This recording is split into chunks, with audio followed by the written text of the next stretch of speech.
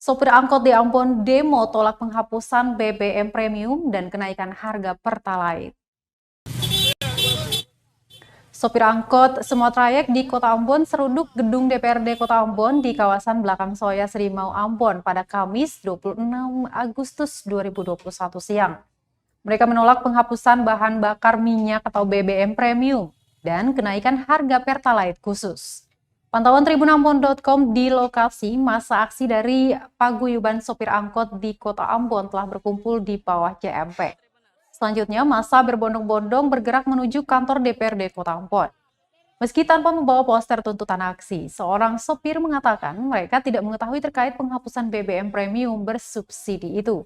Masa aksi pun memarkirkan kendaraannya secara berjejeran di depan kantor DPRD Kota Ambon. Mereka menghentikan angkot yang lewat untuk mengikuti seruan aksi demonstrasi tersebut. Akibatnya, lalu lintas di kawasan tersebut pun tersendat karena dipenuhi angkot dan supirnya yang berkumpul di tengah jalan. Diketahui sebanyak 8 petugas Satpol PP pun terpantau tengah mengamankan jalannya aksi. Kalau semua begini blokade jalanan depan Kota Ambon. Saya emosi ini peristiwanya apa? Ada opang kamar.